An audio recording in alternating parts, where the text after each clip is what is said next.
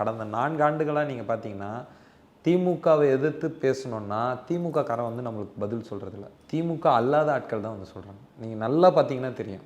இந்த யூடியூப்ல பேசுறவங்களா இருக்கட்டும், ஊடகங்கள்ல பத்திரிக்கையாளர்ன்னு பேசுறவங்களா இருக்கட்டும், யார் இருந்தாலுமே அவங்க திமுக காரங்க பேசுவாங்க. அதுபோல வந்து இவங்க என்ன பண்றாங்கன்னா, அண்ணன் திருமாவ வந்து நிக்க வச்சுட்டு, அப்படியே திமுக மேல இருக்கிற கோவத்த மடைமாத்துறாங்க.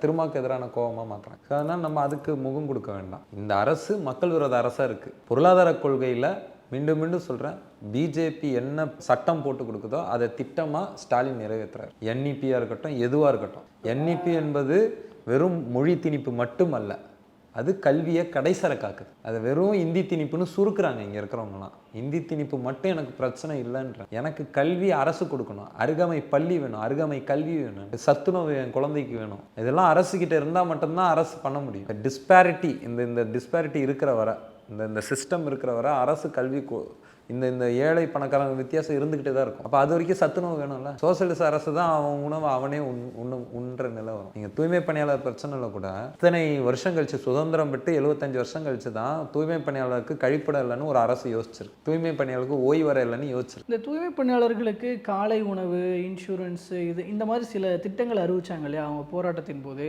அதெல்லாம் அவங்களுக்கு தேவையான ஒன்று தான்.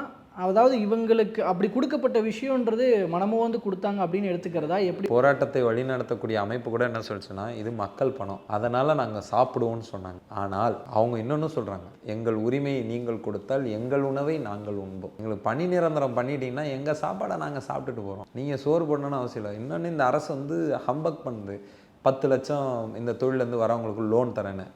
1953 பேரையும் கூட்டிகிட்டு தலைமைச் செயலகத்துக்கு போகிறோம். 1953 பேருக்கும் ஆளுக்கு 10 லட்சம் லோன் கொடுங்க. குறைந்த அது என்ன 0.5%ன்றீங்களா, அதில் லோன் கொடுங்க. கொடுக்குமா இந்த கவர்மெண்ட்? சும்மா கேட்குறேன், கொடுக்குமா? கண்டிப்பாக மாட்டாங்க.